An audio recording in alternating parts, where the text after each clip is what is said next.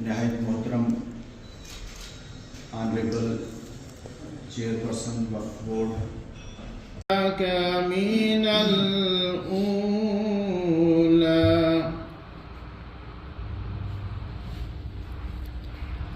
ولسوف يعطيك ربك فترضى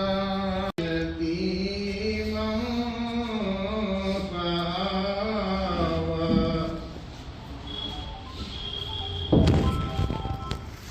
ووجدك ضالا سکتے ہیں سارے مسائل کو، اور ہمیں یہ امید کامل ہے کہ الحمدللہ آپ نے پہلے بھی بہت اچھے فیصلے لیے ہیں، آئندہ بھی اچھے فیصلے لیں۔ السلام علیکم۔ تربیت سینٹر جو ہے وہ کھول سکتے ہیں جس میں علماء کرام جو ہے وہ تربیت بھی جو ہے وہ حاصل کریں۔ سید محمد حسین شاہ صاحب، حضرت مناظر صاحب، مقتدر علماء اور آپ کو مبارکباد دیتا ہوں کہ آپ یہاں تشریف لائے اور آج کی اس پروگرام کو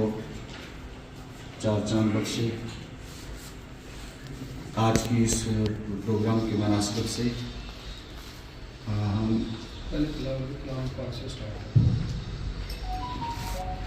آج کے اس پروگرام کا باقاعدہ آغاز تلاوت کلام پاک سے ہوگا۔ میری گزارش ہے امام جامع مسجد سرن کوٹ سے کہ وہ تلاوت کلام پاک کا شرف حاصل کریں۔ ہمیں گہرائیوں سے مبارکباد پیش کرتا ہوں کہ آپ نے انقلابی اقدامات اٹھا کر اس نظام میں اصلاحات کا معاملہ جاری و ساری رکھا ہے۔ کہتے ہیں چمن میں پھول کا کھلنا تو کوئی بات نہیں،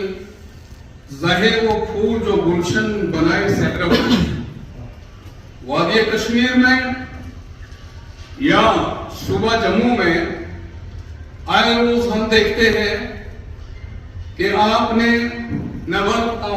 آزما ہو کر وہ کام کیے ہیں جن کی توقع بھی نہیں تھی۔ انہی کے ساتھ ہمارے عاشق صاحب بیٹھے ہیں جو ابھی ہمارے ایڈمنسٹریٹر شادرہ شریف ہیں، تنویر صاحب یہاں کے ڈی ایس پی صاحب، ہمارے یہاں کے ایس ڈی ایم صاحب، منہاس صاحب، تمام آئمہ حضرات جو یہاں پہ تشریف فرما ہیں، منظور صاحب جو ہمیں وقتاً فوقتاً فون بھی کرتے رہتے ہیں، ہم تو اٹھانے کے قابل ہی نہیں رہتے ہیں، تو لیکن یہاں سے جو آئمہ حضرات ہیں سبوں کو ہمارا السلام علیکم ورحمۃ اللہ وبرکاتہ۔ ہمارے جے کے اس میں بیٹھے ہیں وقف بورڈ کے، ہمارے وہ لگتے ہیں کہ یہیں کے مولانا صاحب ہیں لیکن یہ ہمارے جے ہی ہے وقف بورڈ کے، تو یہ بھی یہاں پہ بیٹھے ہیں۔ جناب قادری صاحب نے اور امام صاحب نے سبوں نے یہاں پر جو بات رکھی، پہلے بھی ہم آئے، آپ نے محبت دی، شفقت دی، اس کے چلتے ہم آگے بڑھ رہے ہیں، کیونکہ جب آئمہ حضرات کی دعائیں ہوتی ہیں تو انسان آگے بڑھنے کی کوشش کرتا ہے۔ ابھی تو ہمارے 11 مہینے وقف بورڈ کو چلاتے ہوئے پورے ہو جائیں گے مارچ کے آخر میں، اور سال اپریل میں ہو جائے گا انشاءاللہ تعالی۔ کوشش ہماری رہی کہ ہم وقف کو لوگوں کے سامنے لائیں، جیسے ہم نے ابھی بتا دیا منظور صاحب کو جب انہوں نے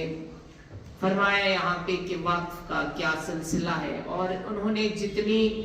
یہاں پہ زیارت گاہوں کے نام لیے تو مجھے لگتا ہے پورے جموں کشمیر میں اتنے نہیں ہیں जो हम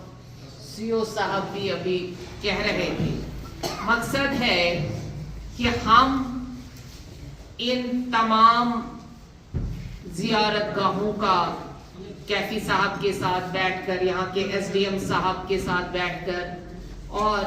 तनवीर साहब के साथ बैठकर और तमाम आप जो आइमा हजरात हैं उनके साथ बैठकर एक मीटिंग कर ले और एक ऐसा फैसला ले ले ताकि ये जो दरगाहें हमारी वाकई में हैं, जिन पे किसी का कब्जा है या अभी तक हमारे वक्फ के अंडर नहीं आ रही, हालांकि सारा वक्फ है, आप लोकल में मस्जिद बनाते हैं वो भी वक्फ है, वक्फ बोर्ड का मतलब नहीं होता, वो वक्फ है, बजाते खुद वो वक्फ हो जाता है क्योंकि उस पे किसी का दस्तरस नहीं रहता है, वो अवाम का होता है, वो कौम का रहता है, तो उसको वक्फ कहते हैं। अब जबकि यहाँ पर बहुत सारी जियारतें हैं और उनका जो आपने खुद ही बोला, मेरी जुबान से अब बोलना वो अच्छा नहीं लगेगा, जो कहीं और जाता है तो वो क्यों ना हम कौम के काम में लाएं। जो आप आइमा हजरातों की या हमारे ये जो मौलाना हजरात हैं उनकी डिमांड्स हैं, उनकी मजबूरियां भी हैं, उनकी परेशानियां भी हैं, मदरसों की परेशानियां भी हैं, आप कौम की खिदमत करते हैं, हम उसको सलाम करते हैं, लेकिन हमारे भी कुछ मजबूरियां हैं वक्फ की। आप खुद ही यहाँ का मुहासिबा करेंगे कि यहाँ पे हमारी वक्फ बोर्ड की क्या आमदनी है, तो देखा जाए जीरो, तो खर्च क्या करेंगे। अगर हमारी आमदनी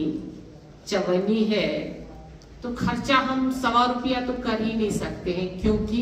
हमारे पास गवर्नमेंट की कोई ग्रांट नहीं है। जब पैसा आएगा तो वो आएगा ही इन जियारतों से या सवाल किया कि आइमा हजरात, इन पे तो जब ये मिंबर रसूल सल्लल्लाहु अलैहि वसल्लम पे बैठते हैं सिर्फ खुतबा देना और नमाज पढ़ाना इनके ज़िम्मे नहीं होता है, बल्कि समाज में जो बेरहनवी और समाज में जो बिदात है उनके खिलाफ भी इनको बोलना ज़रूरी है, क्योंकि तभी तो समाज में बेदारी आएगी, तभी तो समाज से तबाही दूर हो जाएगी। जो आजकल का नौजवान नशे के लत में मुलव्वस हो रहा है, तो ये शायद हमारे आइमा हजरात के ही ऊपर आता है कि ये उन बिदात से समाज को पाक कर सकते हैं। रही बात वक्फ बोर्ड की, वक्फ बोर्ड के पास पैसा कहीं सरकार से नहीं आता है, ना वक्फ बोर्ड के पास ऐसा कोई असासा है जहां से हम जादुई छड़ी हो तो हम कहें उसको पैसे दे तो वो पैसे दे। हमें जो एसेट्स हैं वो ऐसे लोगों के हाथों में हैं जो हमें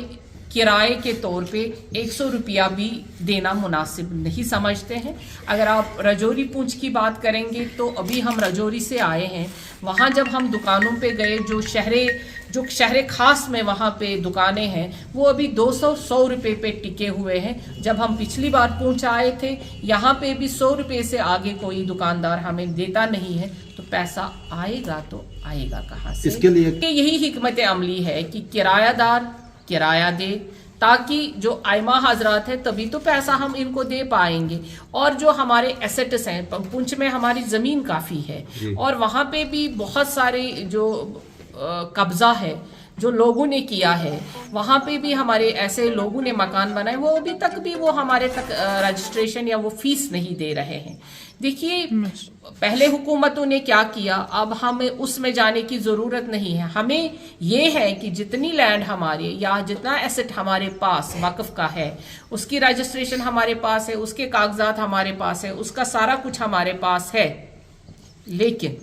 सिर्फ हमारे पास कागज़ है, जो उससे हमारे आमदनी आनी चाहिए वो हमारे पास नहीं आ रही है। यही तो अफसोस है। तभी हमने आइमा हजरात से, उलमा हजरात से ये अपील की कि आप वक्फ के तई बेदारी करिए। वक्फ की अगर देखिए ये एक ऐसी जगह हमने देखी पूरे जम्मू कश्मीर में, हम कहेंगे जहाँ पे वक्फ की अराजी नहीं है, ये क्यों नहीं है,